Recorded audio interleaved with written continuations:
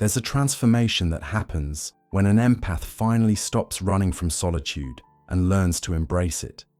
Something shifts so fundamentally that the very people who once saw them as easy targets suddenly find them impossible to manipulate. The narcissists, energy vampires, and emotional parasites who built their entire strategy around exploiting empathic nature discover they're facing someone completely different. Someone who has learned what Friedrich Nietzsche called the art of self-overcoming through the mastery of their own solitude.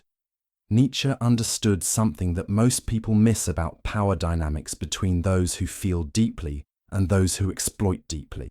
He knew that the empath's sensitivity, when refined through solitude rather than scattered through people-pleasing, becomes an unbreachable fortress. Not because they stop caring, but because they finally learn to care for themselves first. And when an empath who has mastered solitude encounters a narcissist, the predator suddenly realizes they're not facing prey anymore. They're facing someone who can see through their performance with terrifying clarity. Today, I want you to understand why Nietzsche believed that the sensitive soul who conquers solitude becomes what he called the sovereign individual, someone so psychologically complete that manipulative personalities can't even begin to find a way in. This isn't about becoming cold or heartless. It's about becoming what Nietzsche called dangerously authentic, so aligned with your own truth that deception simply bounces off you. And before we explore how mastering solitude transforms empaths into the ultimate nemesis of narcissistic manipulation, don't forget to like this video, subscribe to the channel, and leave a comment below. I want to know, have you noticed how your relationship with manipulative people changed when you started valuing your alone time? Your experience might be exactly what someone else needs to hear. The first thing Nietzsche understood about this transformation is that empaths typically start as what he would call the herd, people who define themselves entirely through their relationships with others.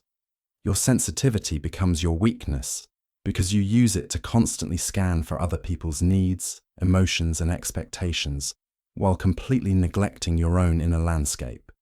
You become what Nietzsche called the eternal giver, someone so focused on others that you lose all sense of your own boundaries, needs, and authentic desires.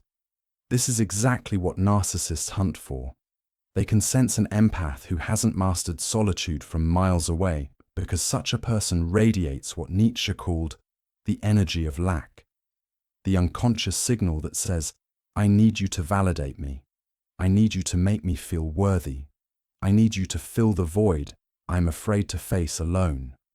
The narcissist sees this and thinks, perfect, here's someone I can use to feed my own emptiness.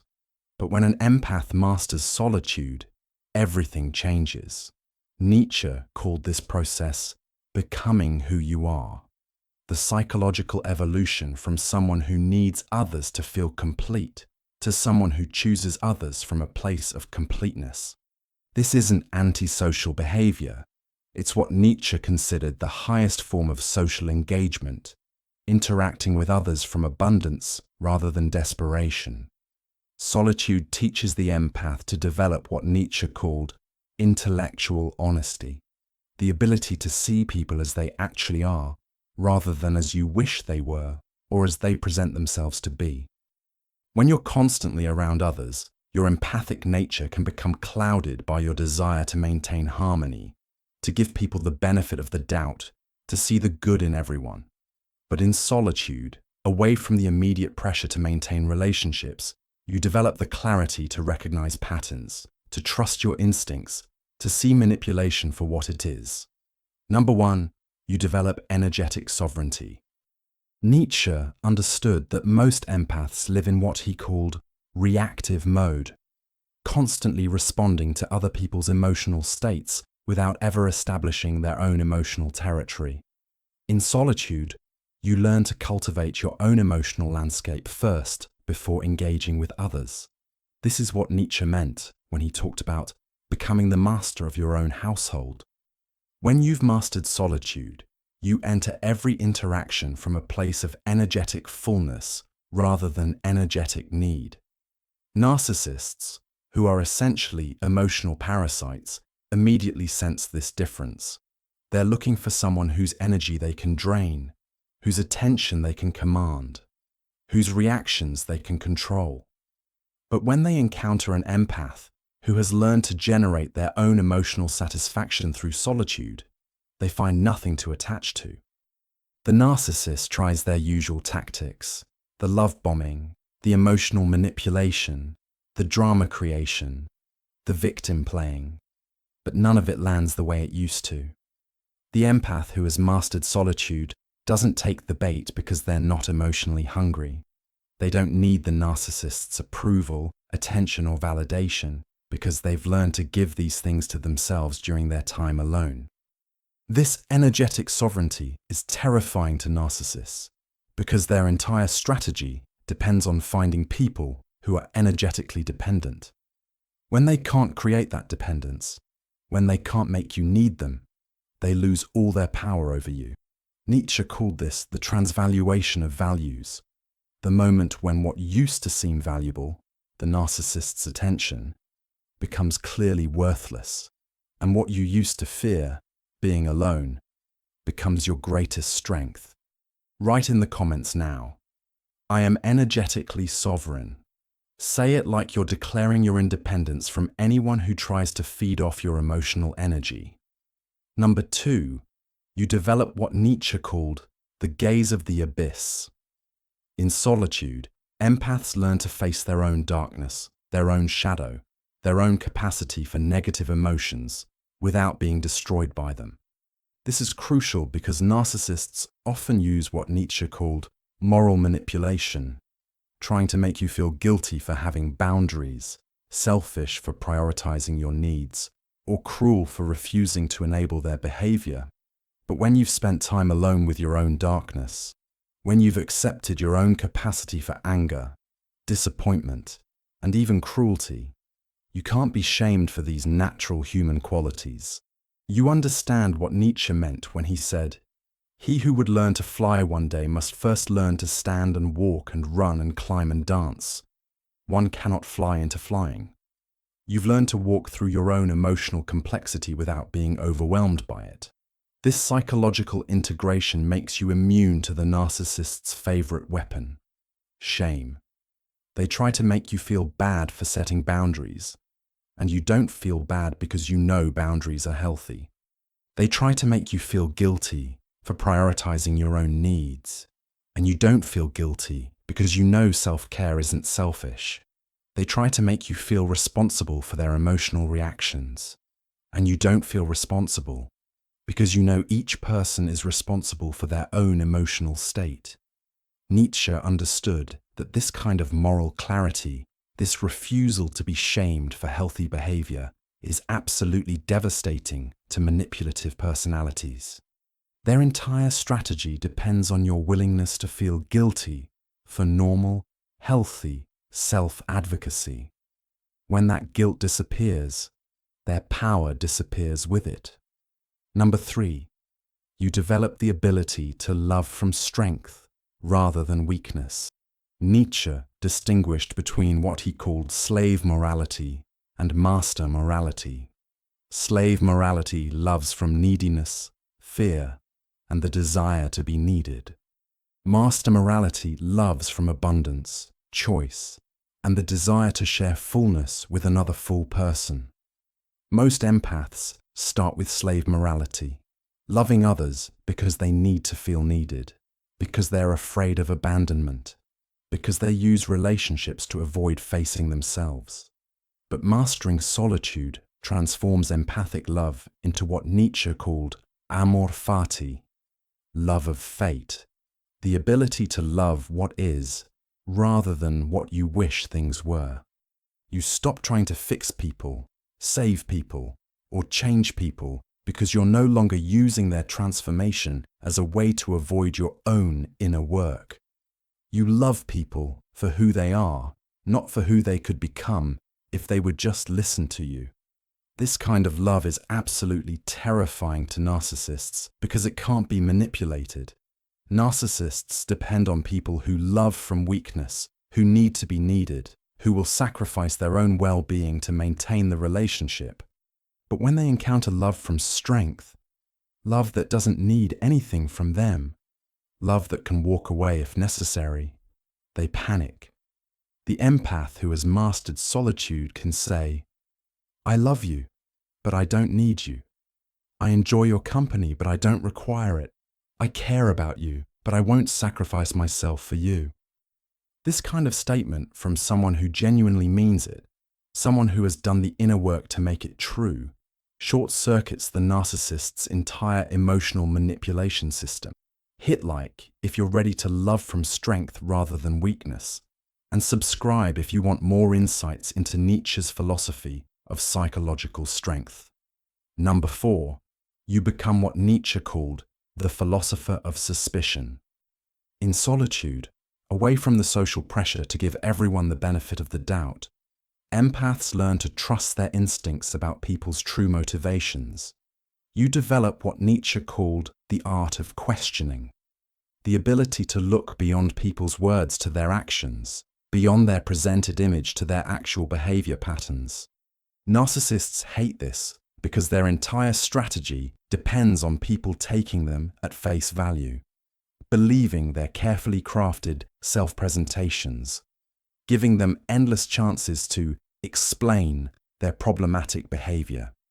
But the empath who has mastered solitude has learned to be what Nietzsche called a good reader of human nature. You've spent enough time alone with your own motivations to recognize when someone else's stated motivations don't match their behavior. You notice when someone's apologies don't come with behavior change. You observe when someone's concern for you only appears when they need something. You see when someone's love seems conditional on your willingness to meet their needs.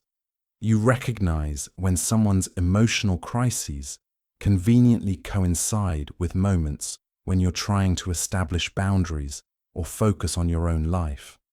This suspicious reading of human nature isn't cynical. It's what Nietzsche called intellectually honest.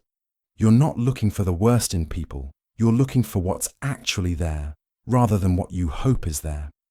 And this clarity, this refusal to be fooled by pretty words and manipulative performances, makes you an impossible target for narcissistic manipulation.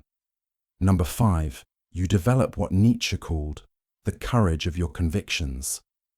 Solitude teaches empaths to develop their own value system, rather than constantly adapting to other people's expectations.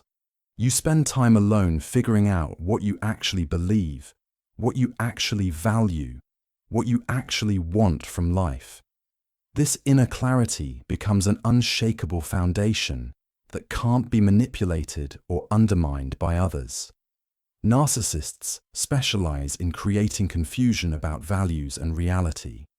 They gaslight you into questioning your own perceptions, guilt you into abandoning your own needs, manipulate you into accepting behavior that violates your own standards. But when you've spent time in solitude, developing crystal clarity about your own values, these tactics simply don't work. You know what respect looks like because you've learned to respect yourself in solitude. You know what love feels like because you've learned to love yourself during your alone time. You know what healthy behavior looks like because you've done the work to develop healthy patterns in your own life. When someone tries to convince you that their disrespectful behavior is actually love, or that their selfish demands are actually reasonable, you have an internal reference point that immediately recognizes the deception. Nietzsche called this becoming your own authority, the psychological evolution from someone who needs others to tell them what's real to someone who trusts their own perception of reality. This is absolutely devastating to narcissists because their power depends on your willingness to doubt yourself and accept their version of events. Write in the comments, "I trust my own perception." Say it like you're declaring your independence from anyone who tries to convince you that your reality isn't real. But here's where Nietzsche's insight becomes truly revolutionary. He understood that this transformation, this mastery of solitude that turns empaths into the terror of narcissists, isn't about becoming cold or heartless. It's about becoming what he called selectively caring, choosing where to invest your empathic energy based on wisdom rather than compulsion. The empath who hasn't mastered solitude cares about everyone equally, which means they care about no one effectively. They scatter their emotional energy across every person and situation, trying to fix everyone and save everyone, which ultimately helps no one and exhausts themselves. But the empath who has mastered solitude learns to care strategically, to invest their emotional energy in people and situations where it can actually make a positive difference. This selective caring is terrifying to narcissists because they can no longer count on your automatic emotional investment. They can't assume that they can create a crisis and you'll come running. They can't take for granted that you'll absorb their emotional dumping or tolerate their boundary violations. They have to actually earn your care and attention through consistent, respectful behavior, which is something most narcissists are incapable of doing. Nietzsche called this the economy of care, the understanding that your emotional energy is a finite resource that should be invested wisely rather than given away indiscriminately. When you master this economy, when you become selective about who deserves your empathic investment, you become someone that narcissists simply can't use. But the most profound change that happens when empaths master solitude is that you stop being afraid of being disliked, abandoned, or rejected by manipulative people. Nietzsche understood that most people are imprisoned by what he called the need to be needed, the desperate fear that if they don't constantly give of themselves, they'll be abandoned. This fear makes empaths vulnerable to anyone who threatens withdrawal of attention or affection. But in solitude, you learn what Nietzsche called the joy of your own company. You discover that being alone isn't punishment, it's freedom. You realize that you don't need other people to validate your worth because you've learned to value yourself. You understand that rejection from someone who doesn't appreciate your authentic self isn't a loss, it's a liberation. This fearlessness in the face of abandonment is absolutely devastating to narcissistic manipulation because their primary weapon is the threat of withdrawal. They use silent treatments, emotional distance, and the fear of being left alone to control empathic people. But when you've mastered solitude, when you genuinely enjoy your own company, these threats lose all their power. The narcissist says, "If you don't do what I want, I'll leave you alone." And the empath who has mastered solitude thinks, "That sounds wonderful, thank you." This response completely short-circuits the manipulation because the threatened consequence has become a desired outcome. Nietzsche called this the revaluation of all values, the psychological transformation where what used to seem terrible, being alone, becomes obviously valuable, and what used to seem valuable, the narcissist's attention, becomes obviously worthless. This revaluation is the final nail in the coffin of any narcissist's power over you, and this is where everything changes. When you become an empath who has mastered solitude, you don't just become immune to narcissistic manipulation, you become what Nietzsche called a force of nature. You move through the world with such clear boundaries, such obvious self-respect, such evident psychological strength that you actually help other people recognize their own worth. Your presence becomes a mirror that shows others what's possible. When they see you refusing to tolerate disrespectful behavior, it gives them permission to set their own boundaries. When they watch you choosing solitude over toxic company, it shows them that being alone is better than being mistreated. When they observe you loving yourself enough to walk away from what doesn't serve you, it inspires them to do their own inner work. Nietzsche believed that the highest calling of any person is to become what he called a bridge to the overman, someone who helps others evolve beyond their current limitations. The empath who has mastered solitude becomes exactly this kind of bridge, showing other sensitive people that their sensitivity can be a source of strength rather than vulnerability when it's properly cultivated and protected. But perhaps most importantly, you become genuinely happy in a way that doesn't depend on anyone else. Nietzsche said, "A casual stroll through the lunatic asylum shows that faith does not prove anything." What he meant is that believing you need others to be happy doesn't make it true. In solitude, you discover the profound truth that your happiness is an inside job, that your worth is inherent, that your peace comes from alignment with your authentic self rather than from others' approval. This happiness, this inner peace that doesn't depend on external circumstances, is perhaps the most terrifying thing of all to narcissists, because they can't threaten it, manipulate it, or take it away from you. They can't use it to control you because it doesn't depend on them. And they can't understand it because they've never done the inner work necessary to generate their own authentic happiness.